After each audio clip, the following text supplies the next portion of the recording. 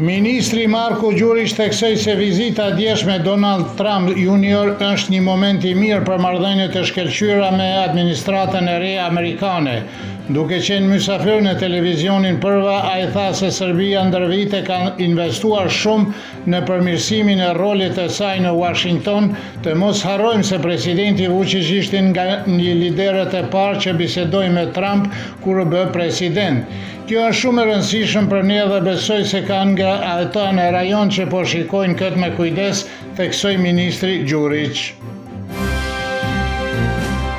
Studiusi I studimeve të sigurisë Nikola Vojinović vlerësoi se sekretari I përgjithshëm I NATO-s Mark Rutte dha mesazhe të pritshme gjatë turneut të tij ballkanik në të cilën dëshironte të konfirmonte legitimitetin e aleancës në Ballkanin Perëndimor, por edhe të theksonte rëndësinë e dialogut për Kosovën dhe rajonin. Ai vizitoi jo vetëm qeveritë në Sarajevo dhe Prishtinë, por edhe komandën e EUFOR-it dhe KFOR-it. Pra ai tregoi se në terren NATO-ja është ajo që solli paqen dhe stabilitetin, që garanton paqen dhe stabilitetin dhe do të luftoj kundër çdo përpjekje për ndryshim, tha Vojinović për Kosovo Online. Igor Novaković nga Qendra për Çështje Ndërkombëtare dhe Siguri beson se sekretari I përgjithshëm I NATO-s ka vizituar Ballkanin Perëndimor për shkak të situatës në Bosnë dhe Hercegovinë dhe se vizita e tij në Kosovë ka qenë më shumë protokollare se sa përmbajtësore. Në rastin e Bosnës dhe Hercegovinës, për përcjelljen e qëndrimit të prerë se Aleanca është ende në krye të sigurisë dhe nuk do të lejojë që të shkelet Daytoni sa I përket Kosovës, kjo është më shumë një vizitë protokollare gjatë së cilës u përsëriten mesazhet e njohura për dëshmërinë e dialogut, tha Novaković për Kosova Online.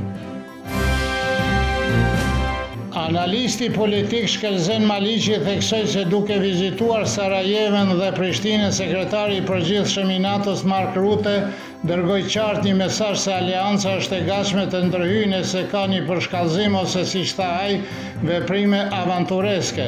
Tensionet në Ballkanin Perëndimor janë ende të larta, por sfidat e sigurisë aktualisht janë shumë më serioze në Bosnë dhe Hercegovinë se sa në Kosovë, tha Maliqi për Kosovo Online. Gazetari Florent Zeçaj beson se ushtria amerikane është më e rëndësishme se NATO-ja për sigurinë e Kosovës dhe se Kosova duhet të bashkohet fuqive të mëdha. Kemi pasur disa deklarata nga fuqitë më të mëdha botërore se NATO-ja rrezikon të shpërbëhet sepse po tregohet e pafuqishme. Edhe liderët e vendeve më të mëdha kanë kërkuar krijimin e një ushtrie të re europiane. Ky është një polarizim I thellë dhe besoj se Kosova duhet të vendoset në mesin e fuqive të mëdha NATO-s natyrisht, por më shumë në sytë e Amerikës, thot Zeçaj. Qeveria e Kosovës ka miratuar iniciativën për lidhjet e marrëdhënies kornisë për bashkëpunim në fushën e mbrojtjes ndërmjet Kosovës dhe Shteteve të Bashkuara të Amerikës. Kryeministri Albin Kurti tha se me këtë marrëveshje Kosova dhe Shtetet e Bashkuara do të konfirmojnë përkushtimin e tyre për përmirësimin e bashkëpunimit në këtë fushë. Kurti po ashtu ka bërë të ditur se pas 17 vitesh është arritur një marrëveshje me autoritetet gjermane, sipas së cilës nga sot qytetarët e Kosovës në Gjermani nuk do të regjistrohen më si shtetas të Serbisë. Zyrtarët e kompanisë amerikane Bliss Munitions Equipment janë takuar në Prishtinë me përfaqësuesit e organizatës private kosovare Arsenal Group para fillimit të ndërtimit të fabrikës për prodhimin e municionit në Kosovë. Ndërtimi I kësaj fabrike do të mbështetet plotësisht nga linjat e prodhimit të municionit Bliss. Qëllimi është që fabrika të ndihmojë në zbutjen e mungesës globale të municioneve të kalibrit ushtarak amerikan, prandaj KAG zgjodhi Blissin si partnerin e saj kryesor. Ndërtimi I fabrikës në Pej pritet të fillojë këtë vit.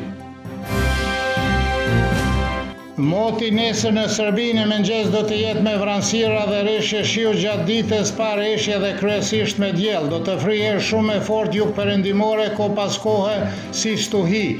Temperatura mëngjesit do të sillet nga 8 deri në 14, kurse ajo maksimale ditore prej 18 deri në 24 gradë Celsius.